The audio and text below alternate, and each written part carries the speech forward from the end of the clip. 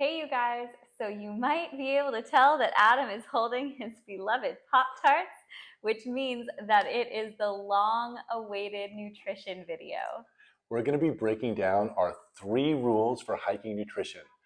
What you eat before, during, and after the hike for maximum performance on some serious sufferfests. Okay, so our first rule relates to what we eat when we're not on the trail. So this is just our everyday nutrition. And the principles we live by are that we try to incorporate as many whole foods and as many plants as possible. And we generally just follow intuitive eating. Sadly, Pop-Tarts does not fall under either whole foods or plants, but don't worry, they're going to have their day. It's just not yet. We aren't eating these on an everyday basis. But pretty much the reason we follow this rule is because as athletes, number one, we want to try to reduce unnecessary inflammation. And there's tons of studies out there suggesting that added sugar in your body is really bad for unwanted inflammation. So that's number one. Number two, eating a lot of plants and whole foods is going to maximize the amount of micronutrients you're getting, which is just essential for staying healthy, keeping your immune system strong, and really helping your body with recovery. And I've noticed since I've started doing this in more plant-based and intuitive eating both, the inflammation levels from training are way down. So I'm just not as sore in the mornings.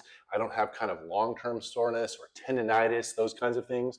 So having that as your base diet is really, really helpful. And intuitive eating, there's a lot of great information online out there about it.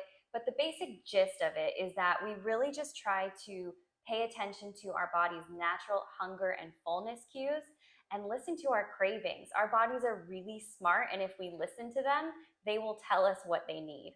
A perfect example of that is that Elise will eat about 95% plant-based. I, on the other hand, at least a couple of times a week, feel this intense craving for meat. And so I'll just go get a big juicy steak. My body wants it.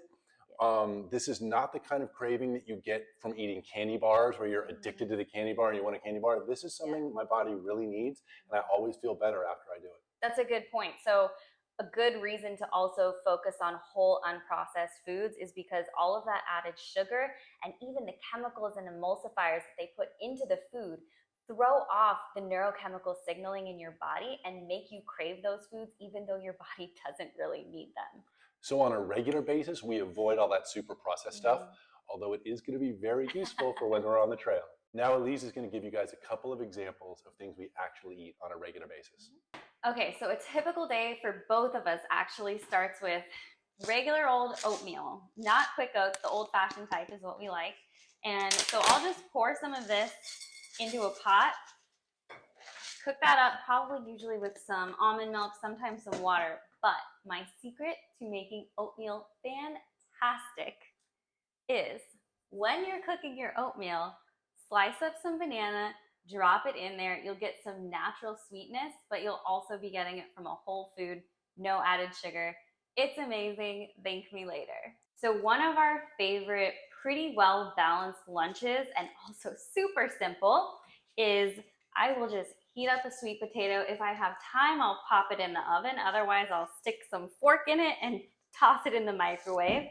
I will cut up some 3-grain tempeh this is just from Trader Joe's. I just cut it into little slices, pop it in the air fryer, and then I have some broccoli florets on the side.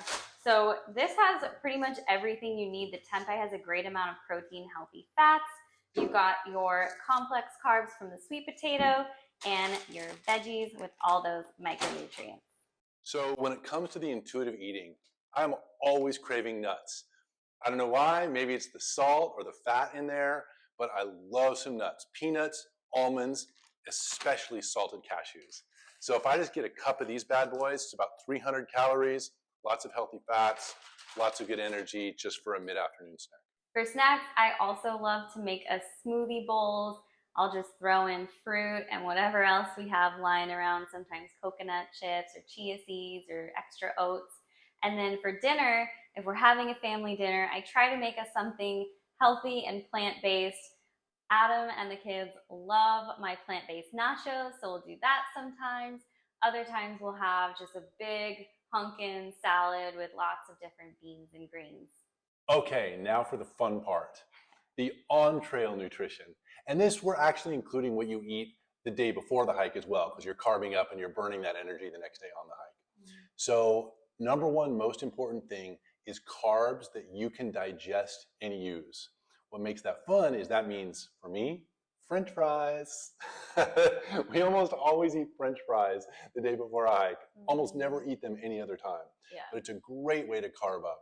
Elise is rocking it. I think it's because we ate some giant McDonald's fries last night to carb up. The largest French fries ever. And then when you're on the hike, I really like the Pop-Tarts or anything else that you can eat comfortably and know that you're going to be able to digest it. Because when you're up at like 13 or 14,000 feet, it can be really, really hard to eat and digest. We're definitely entering into sufferfest territory now. You can tell because Adam has whipped up his Pop-Tart. How's some Pop-Tart? Yum.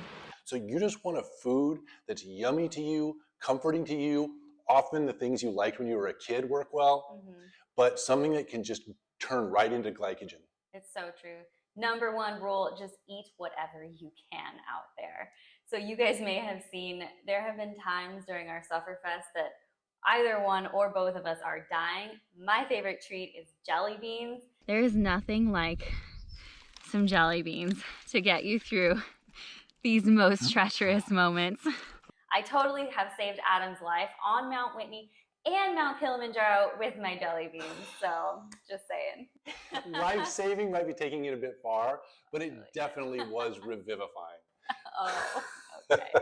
Now that doesn't mean that you want to only bring junk food on your hikes. I mean, especially for hikes that aren't necessarily at high altitude or that aren't in a giant sufferfest, you can bring healthier foods. Probably our favorite thing to bring on like long hikes is burritos stuffed with peanut butter. This is amazing. I always look forward to it, actually. I'm like, a hike is coming. We get tortillas and peanut butter. And of course, as you can see, these are all things that are really easy to pack.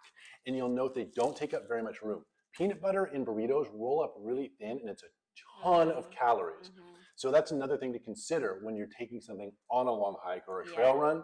You want your calories to fit in a small space. I know some super healthy athletes will try to go just whole food, plant-based with their trail snacks, which is fine if that's your thing.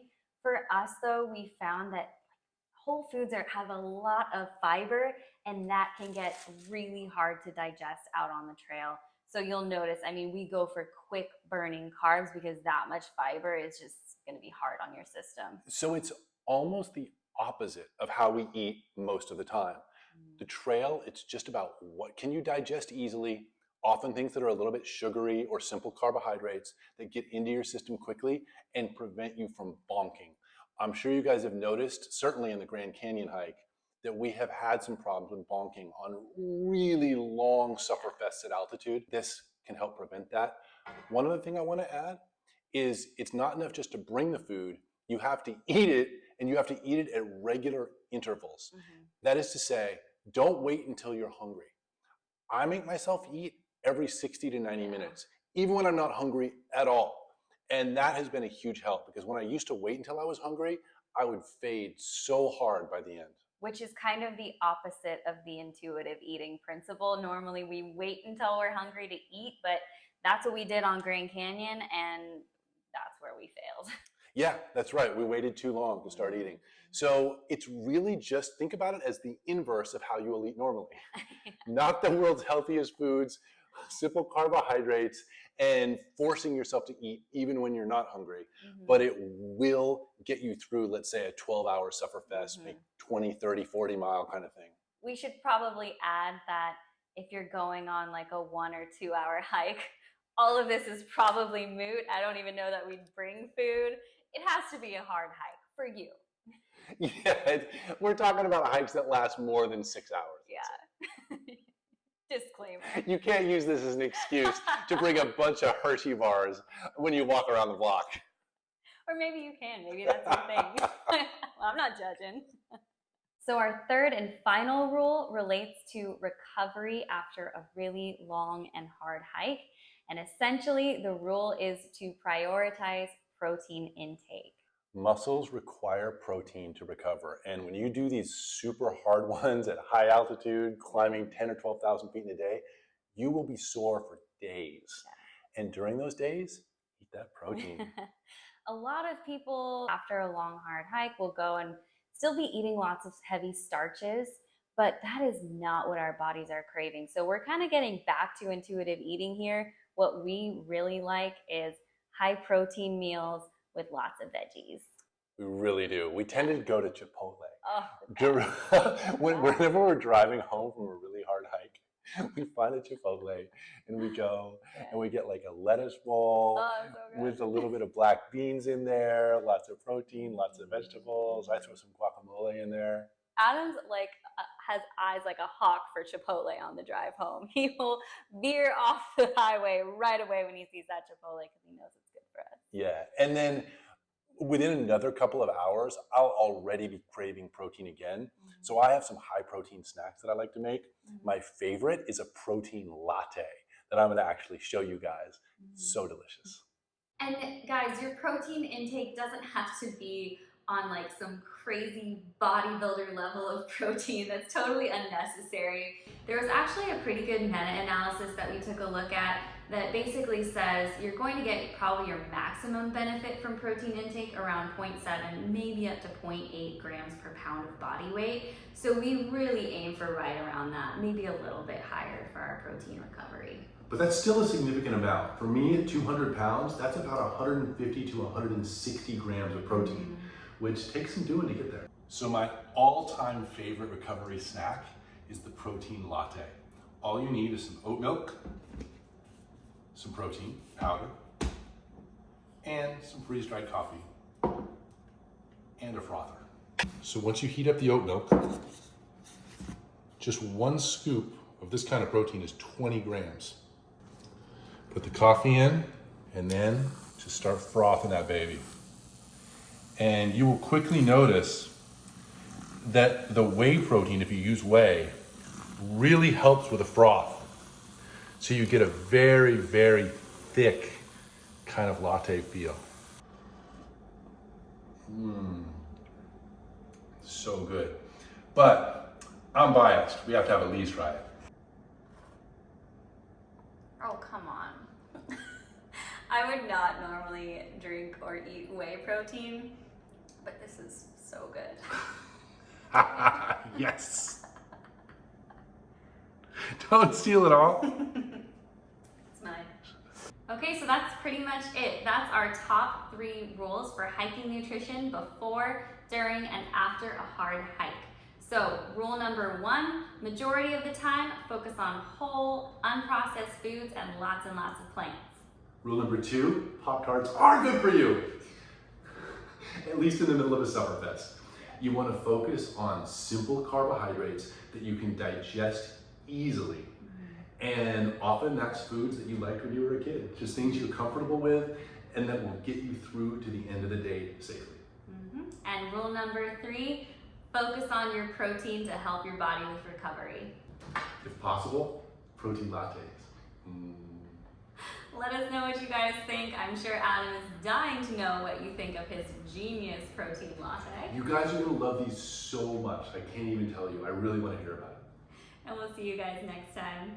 See you next time out on the trail. He almost couldn't even say it. He was too excited to take a sip of his latte. So good. Can't believe you're stealing my latte. What? You know the camera's still on. It's really It's good. so busted. You act like you only eat plants. You're ripping like half that latte. Don't call me out right now. It's so busted. Mm.